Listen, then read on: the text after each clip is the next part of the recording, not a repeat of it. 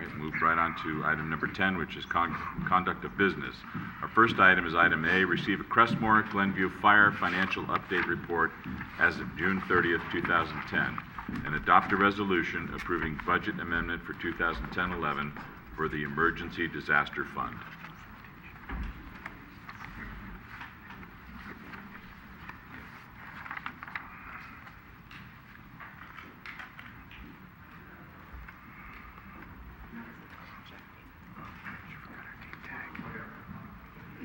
It's got a thing in it. Move the chair. Thank you, Honorable Mayor, members of the City Council. The report that I will be presenting tonight is twofold. It serves as both an informational presentation to provide an update of city expenses and reimbursements related to the Crestmoor Glenview fire, as well as an action item with a proposed budget amendment requesting an increase in revenue and expenditure appropriations in the Emergency Disaster Fund. As you are all well aware, the September 9, 2010 gas line explosion in the Crestmoor Glenview neighborhood required the city to make significant expenditures outside of the 2010-11 City Council adopted operating budget. In order to ensure that those expenses were segregated from all other city expenses, an emergency disaster fund was created and all the expenses were charged there. As of June 30, 2011, a total of $3,369,625 had been charged to this emergency disaster fund. And we have been submitting for reimbursement through the categories that I'm going to just briefly walk through right now. General administration, the departments included here are city manager, city attorney, human resources and finance, and the cost of $532,000 includes backfill staffing, additional staffing in the city manager's office and the finance department to assist with the additional workload that was created. There was also interim city attorney costs that were captured here during the vacancy in that position, and staffing at town hall meetings and other mailings related to those activities. The police department costs primarily consist of staff time for the police department to respond to the initial incident, as well as the weeks following the incident. The time that they spent up there is all captured in that category. Site security in the Glenview neighborhood. This is the contract agreement with a private security firm to provide security at the neighborhood and at the explosion site. Total expenses as of June 30th are $567,000. Similar to the police department, the fire department costs primarily consist of the fire department's response to the initial incident, and those are $73,988. Community development department. The costs captured there are contract planning and building services, those that assisted with the reentry effort after the evacuation, as well as ongoing planning and building assistance to assist with the rebuilding process. The Community Services Department, many of the costs that were captured here include supplies and other items that were required to ensure 24-hour-a-day staffing at the EOC, the Incident Command Post, and the San Bruno Evacuation Center. Other costs that are included there are dumpsters provided in the neighborhood in the weeks following the disaster, and some tree removal services. The Public Services Department, this includes costs for all the divisions in public services, staff time, as well as contract emergency repair services to city infrastructure. Similarly, Cable Department, the $75,000 primarily consists of the contract to repair the damaged cable infrastructure in that neighborhood. The retaining wall repairs of $675,000 includes the construction contract to repair not only the retaining walls that were located on private property that were damaged, but also a city-owned retaining wall. So that contract, the total cost there, including engineering services, was $675,000. The Crestmoor Canyon slope stabilization was also a contract awarded last fall to stabilize the burn section of the Crestmoor Canyon slope. NTSB CPUC proceedings. Costs captured here includes the travel to the various NTSB and CPUC events, as well as professional services to help prepare staff for those hearings and also represent the city at the various hearings. And finally, the Glenview Counseling Assistance Program.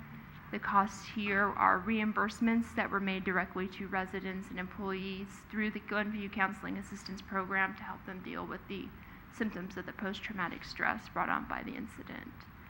So those are the primary costs that are captured in the $3.3 million that I alluded to earlier. What's not included in those $3.3 million are costs that are deemed ineligible, and primarily those are regular staff time hours, so exempt city staff time. The only costs that are typically reimbursed in the disaster recovery process are part-time and overtime, any extraordinary unbudgeted costs. The costs for regular staff time are typically not deemed eligible for reimbursement and are not included in those numbers.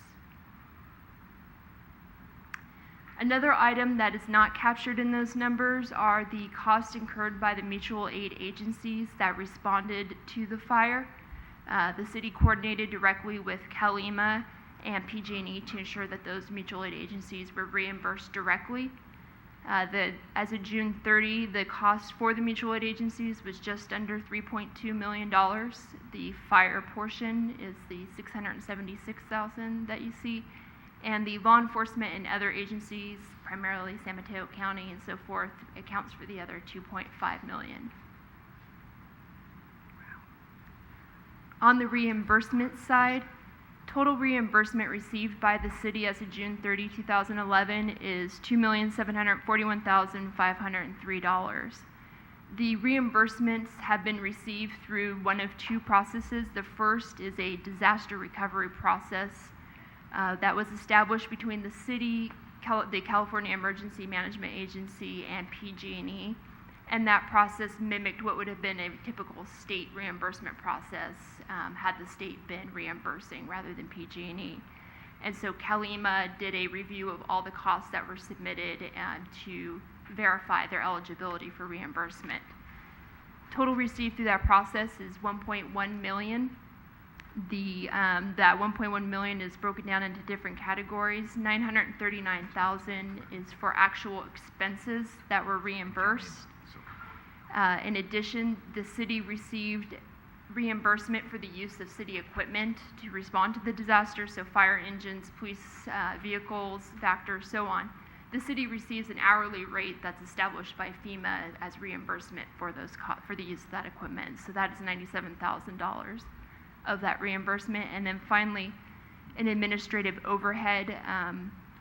As I mentioned earlier, the regular staff time is not eligible for reimbursement, but instead the process allows for a 10% overhead charge to account for some of that time that it takes to put together a submittal and so forth.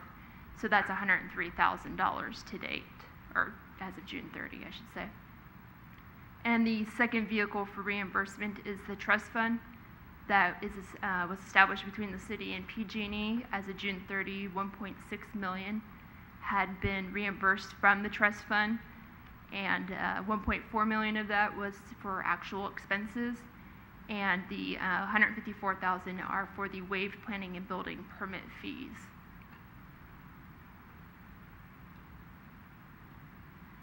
So what remains, the unreimbursed expenses as of June 30th was $984,000.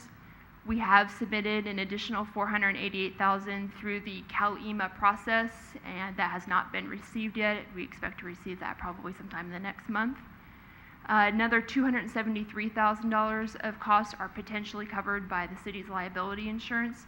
So that is currently being reviewed between the city and the insurer. And finally, $222,000 of costs that just have not been submitted that we are planning and working on and submitting in the next month. So that concludes the financial update portion of the presentation. And again, the proposed budget amendment that you're being asked to consider tonight for the Emergency Disaster Fund increases the revenue appropriations by $2,336,160. and increases the expenditure appropriations in that fund by $910,228. And that's in addition to a prior budget appropriation of $2.4 million that was done back in January. So that concludes my presentation. I'd be happy to answer any questions. No. Any questions for Kim? Ken? Yes, Kim, thank you very much. On the lost revenue, I mean, you addressed the waived permit fees, but the property tax revenue lost at under $10,000, it seems low. I mean, can you elaborate on that? Well, the county has taken the role of calculating that loss as they have all that information, and so the amount calculated for the 2009-10 year of just under $10,000 is only for 3 quarters because the event happened in September, so it's for the final 3 quarters of the fiscal year. The amount in the 2010-11 fiscal year is about $19,000, so it is slightly higher. And that's for all properties or just all damaged properties? That is for all properties that were affected in some way by the disaster. Okay. It still seems low.